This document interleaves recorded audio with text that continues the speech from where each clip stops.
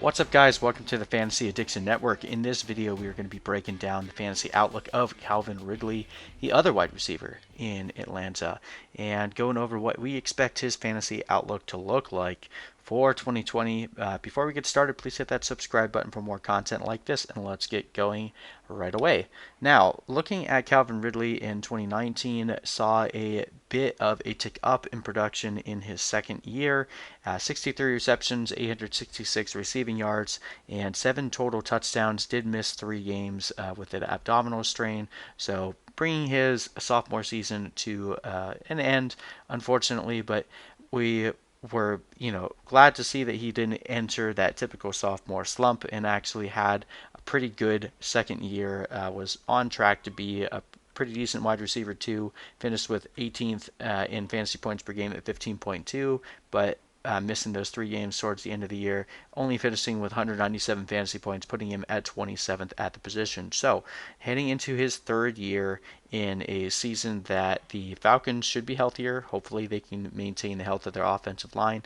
Calvin Ridley can actually play a full season. From a volume perspective alone, this defense shouldn't be much improved than it was last year. They did, target a lot of guys in the draft on defense, but we're still expecting this to be a heavily pass involved team. Last year, the Falcons had number 1 in terms of pass plays per game, so we're expecting that to continue. Now, in the games that Calvin Ridley played, he did have some stinkers, had 4 games where he didn't reach 10 points, but he also had some pretty big weeks.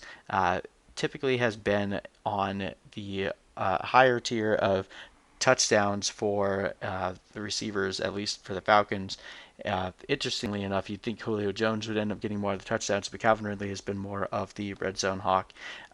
Finished multiple games as a wide receiver 1, including 1 week against Carolina where he finished as a top 6 receiver, a couple more wide receiver 2 weeks, and pretty standard, what you'd expect to see from a wide receiver 2. From a volume perspective alone, though, very exciting to see what he can do in his third year.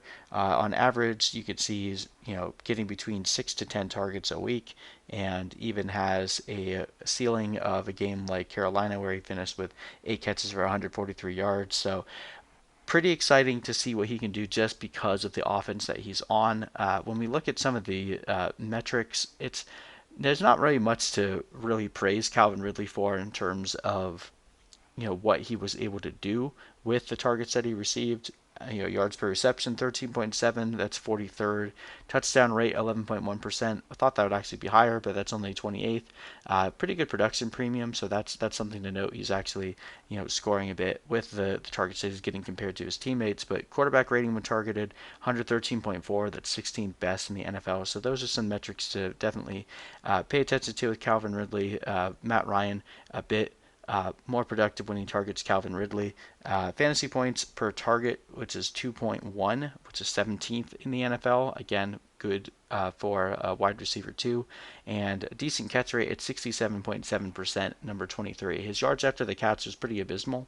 Didn't even include that here, but that if that would tick up, that would definitely improve his overall outlook. He hasn't really been able to create much beyond just once he catches the ball, it hasn't really been able to develop too much beyond that. But since he's getting a lot of touchdowns and he's getting a lot of targets and he's in a very pass happy team, it really doesn't matter from a fantasy perspective. He's still going to score a lot of fantasy points.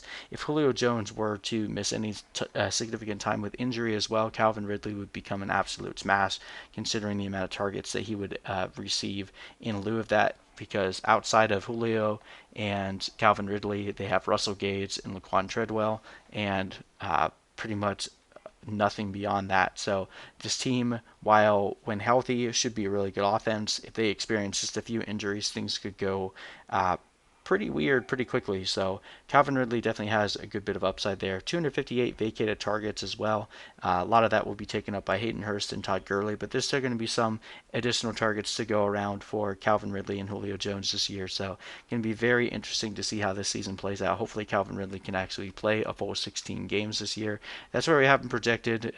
Sometimes it takes these receivers a few years to develop the body that they need to be able to sustain an entire season. So we have him projected right now, getting 81 receptions, 1,100 receiving yards, 8 total touchdowns, and that's good for 240 fantasy points. Definitely worth taking him in the 4th round, about where he's going right now, and definitely carries some upside as well. Julio Jones, while has been able to play through a lot of the injuries that he sustained, he is typically on the injury report, and if he does miss any significant time, Calvin Ridley could see a massive volume boost. Doesn't really matter if the efficiency goes down. If the volume's going up, he's going to continue scoring fantasy points, and at the end of the day, that's really all that matters. So really excited to see what Calvin Ridley can do in his year 3 season. Not expecting anything like on the level of Chris Godwin, but could very well creep up into that low wide receiver 1 category if things go his way this year. So absolutely excited for Calvin Ridley. Is a great target if you start running back early.